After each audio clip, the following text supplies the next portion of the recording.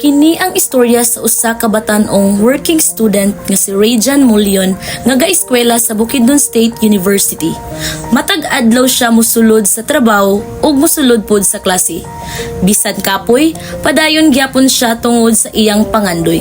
Karong adlaw, atong tan-awon ang iyang kinabuhi ug unsaon niya pagbalansi sa trabaho ug eskwela. Mayong hapon sa tanan, I am Rayjan Mulyon. Course na ako kay Sociology, 21 years old. Dayon sa una, sa second year life, nag-working student ko diya sa Carinderia at Bangsadisyo, Kings Eatery. Naka-working student ko sa isa ka tuig. First year pa ko ato, kanang nag-boarding house ako pero na ako sideline nga trabaho gyapon. Pero pagka second year na ako, nag-decide kong mag-working student yun.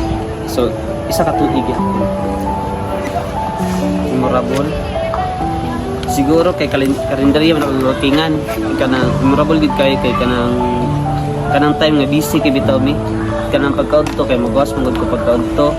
Dayon maghugas sa plato din. Kanang udto biya kay busy kay nakikipaniudto biya. Kipaniudto biya na sa mga tao. Nanggikan ko sa eskwelahan mag-adto na rin ko din. Kuan kanang matabang kog serve sila kay busy kayo din maghugas sa plato yan na din. Tungod sa kabisi, tungod sa kalidali, mga nay-usay, natoy time nga nahulog ang plato, nabuak, apil ang botilya sa kuan, it-ons. Siguro marag mo ito yung memorable kay ulo kay ko kay kuan ka nang nakakita sa ko. Pero salamat ko ato kay wala ko ikasaban sa kong amo. Pero mo ito pakita mo nga, ligid na kahimutan. Antod yun. Sa akong pagtrabaho, wala ko natabangan nga laing tao, pero nakatabang ko sa family. Kay kuan man kay wala sila nagpadala sa akong allowance dayon nagpakulay sila padala sa allowance sa isa ka tuig dayon usay pagid kay ako manghod kay eskwela mo ako manghod sa kuan sa Taguluan. So usay pod kay sa wala ko sa kwarta din siya padalaan, so na ko yung kwarta kay namo ko sweldo ato, so ako pod siya padalaan. So mo pod ako nakatabang ko sa akong amo kay atong nga time wala sa trabahante din kasi kay mangitag kuan kanang saligan ni mga trabahante. Dayon mo to nga tawag ko pa sa ilaha atong nga time tag dayon alas 3 pa ingon alas 4 munaog ko sa kusina kay maglungag dayon maglungag og mga itlog kung sa i-prepare maginit og tubig. Then alas 4 pa ingon alas 5 kay maglampaso na din ko sa kalendarya. Di ko lampaso kanang mga sa kanang sa mga bangko, mga lamisa, tapuhan, mga plato di. Stress gid kay na niya naka-experience na ko nga may eskwela nga kanang bilar, niya kanang kuan magklase nga magduka ka. Experience na ako na. Dahil magpasalamat na ako na groupings kay sila ra may kuan kanang mabuhat ta ka ba. Pero kung like mga exams niya wala na kay time mag-study ba, so muna ako sa ka-stress ako ato na time mo pa dahil rason nga karon nga school year taminlo.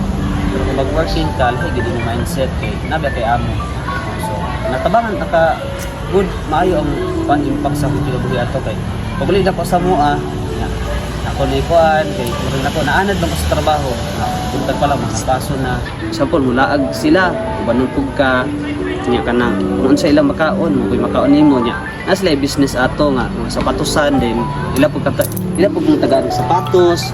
So akong pintahon wala na gid sila labot kay nagsuldo na sila sa kuha, pero marag rewarding kito siya nga pat sa kuha sa ilaha marag normal lang to, pero sa ako nga part marag rewarding kito siya.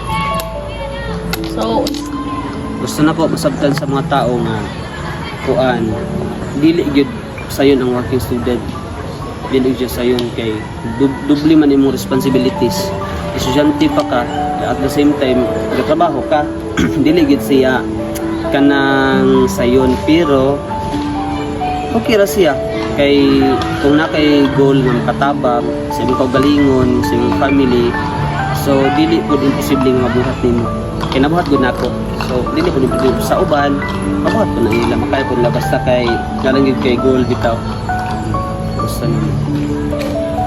Sa uban nga nag-working student siguro kay akong message lang kay sa mga working student, padayon lang sila. Dayon dapat mahimo silang kasaligan sa ilahang amo.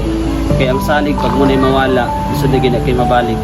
So kung unsa man galing sila at ilang ka-responsible magipakita sa first pa lang nga pagsulod nila, dapat mo pud na sila nga naka-responsible hantod sa hawa sila.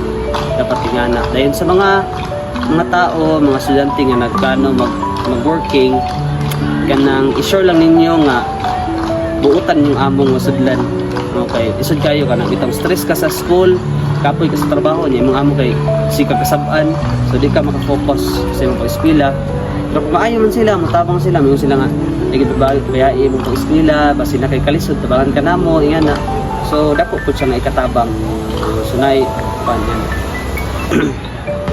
Para sa akong future kay wala po ko sa akong future, pero ang ako ang goal karon kay makahuman sa pag-eskwela.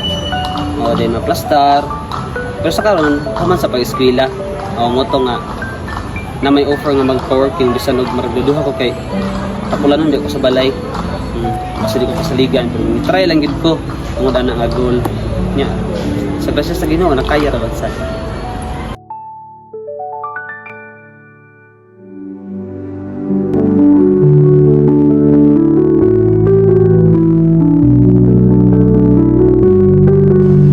Isod ang kinabuhi sa working student, pero makita nato ang iyang kusog, determinasyon ug hinuray nga pagpaningkam.